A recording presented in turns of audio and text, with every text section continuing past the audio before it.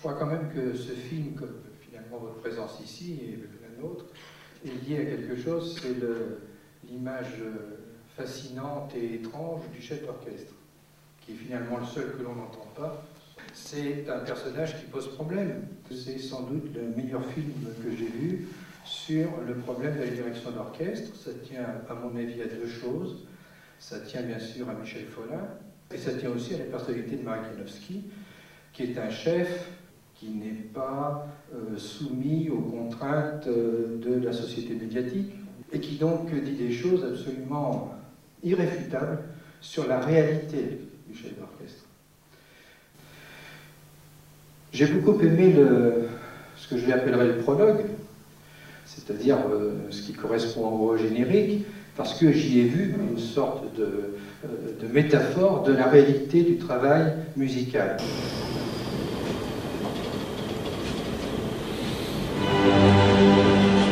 Ganz weg, ganz weg.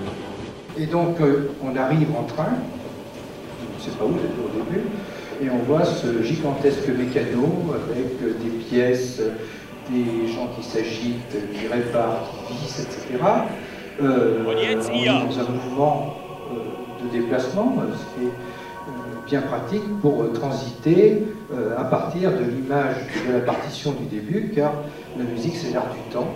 La musique, ça s'inscrit dans un déroulement chronologique, et donc de la partition on passe à cette image de construction, d'élaboration, de choses très techniques, et puis petit à petit on aboutit sur cette sorte d'ascension où on va apparaître la magnifique cathédrale de Cologne.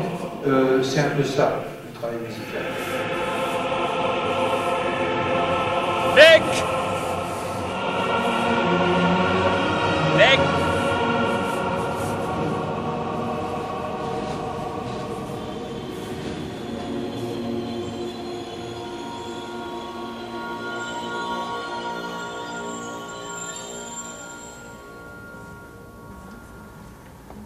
J'étais monteur de film. Et le montage, comme je l'expliquais, a un rapport quand même avec la musique. Dans l'organisation du rythme, des tempos du film, des séquences, de créer des différentes zones dans le film, des moments forts, des moments faibles. Et c'est très important de pouvoir bien équilibrer tous ces moments. Et aussi faire en sorte de garder l'attention du spectateur et de créer un discours, un scénario qui avance. J'ai monté, dans la fin de ma carrière de monteur, beaucoup de films de musique. Donc naturellement, quand je suis passé à la réalisation, dans les débuts des années 80, assez rapidement, je me suis retrouvé face à des films de musique. Aber die Grundzüge des Metiers lernen sich nicht auf dem Konzertpodium. Die lernen sich nur im Orchestergraben. Und die Entwicklung für die jungen Dirigenten von dort weg halte ich für sehr, sehr problematisch. Et ce qui, moi, m'a fasciné, c'est qu'il commence par dire que finalement, ça ne s'apprend pas, et ça enchaîne sur un cours. Je parle de ça.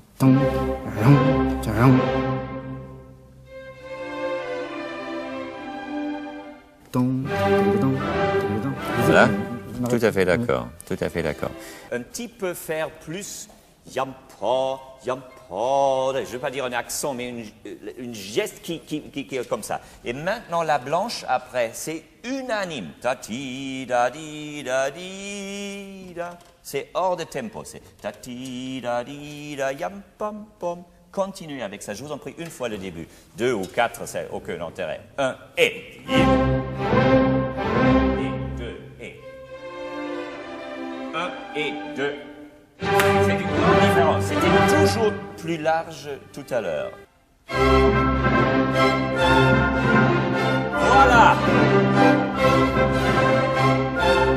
Et le cours qui finit par dire, mais finalement, ça s'apprend en pratiquant, c'est-à-dire c'est en forgeant qu'on devient forgeron et c'est en dirigeant qu'on devient chef d'orchestre. Et votre première impression quand vous avez rencontré Marek Janowski, c'était quoi? Qu'est-ce que vous avez La pensé? première fois, il m'a fait très peur. C'est un grand professionnel et en plus qui n'avait pas de rapport, si vous voulez, avec l'image. Il avait peur du show médiatique Il y avait une caméra tout autour, derrière le chef, en arc de cercle sur un travelling, avec un chariot dont la colonne montait et descendait. Et tout le long de l'orchestre, côté jardin, vous savez, on dit côté jardin et côté cour. Côté jardin, il y avait une grue qui couvrait tous les plans un peu en plongée sur l'orchestre, et une autre caméra fixe qui cherchait des visages. J'avais une caméra qui filmait aussi les musiciens qui écoutaient. Et ce qu'on appelle ces plans d'écoute me servaient après au montage. Parce que le discours, il est quand même travaillé, il est reconstruit au montage. Mais je ne peux pas couper plan sur plan, parce que ça saute. Il ne faut pas oublier qu'à l'époque, on est en film. Je ne filmais pas en vidéo. Et le temps de changer de bobine, c'est un certain temps, donc il y a un trou. Donc on décale les caméras. Il y a une caméra qui part, on fait partir une autre 2 minutes plus tard et une autre 3 minutes plus tard. Ce qui fait qu'il y avait toujours une caméra quand même en action. Mais le vrai professeur, ça c'est dans notre métier, c'est vraiment l'expérience, les sentiments qui ont vie pendant le travail avec un orchestre. Et ça c'est le seul et le vrai professeur d'un chef d'orchestre, c'est l'orchestre. Il dit il faut faire passer ses idées à condition d'en avoir. Donc il y a des gens qui peuvent diriger, mais ils n'ont rien à dire, comme on dit. Alors s'ils n'ont rien à dire, mais c'est vrai pour y compris les gens qui filment. Hein. Il ne suffit pas d'avoir une caméra, il ne faut même pas avoir un scénario, il faut avoir quelque chose à dire. C'est le public qui doit transpirer, et pas le chef. Avec le style, avec l'esthétique, il faut produire des résultats pour le public, et pas forcément pendant le concert pour soi-même.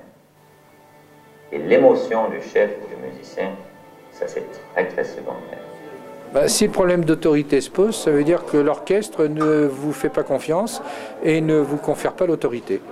Donc s'ils ont confiance en vous et s'ils considèrent que vous pouvez les faire progresser, jouer mieux, etc., à ce moment-là, vous avez l'autorité. Ils font ce que vous leur dites. Mais si au bout d'un moment, cette confiance disparaît, qu'ils ne veulent plus vous donner l'autorité pour une raison ou pour une autre, eh bien, sauf à justement jouer le pouvoir en imposant, mais ça ne va pas bien loin, il vaut mieux partir, quoi. Voyez-vous, j'ai rien fait pour eux. Et j'étais devant eux, et le basson, c'était ensemble avec les premiers. Voilà. Je vous en prie, tout de suite le piano, s'il vous plaît, tout de suite. Et j'entends aussi ça. Oh, il faut vraiment attention de pas. Mais c'est pas bon. Il y a des diplômes qui existent, mais surtout, c'est un très long travail de plusieurs années pour acquérir une technique. Mais tous les musiciens d'orchestre sont des grands professionnels. Ce sont des gens qui jouent très bien de leur instrument. Il faut en plus après passer des concours pour être recruté. Et en général, comme dans tous les concours, on recrute les meilleurs de ceux qui se présentent. Ça suppose donc que le chef doit obtenir l'autorité de gens qui sont de très grands musiciens, de très grands professionnels, techniquement.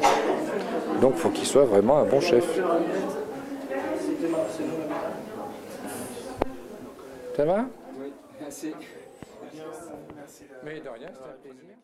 Le musicien est un peu lâche quand même, parce qu'il est en bande, il y a un instinct grégaire du musicien, donc il va plutôt dans la vie générale, etc. Alors que le chef, quand il fait une erreur, il est tout seul. Hein. Voilà, donc il n'a pas...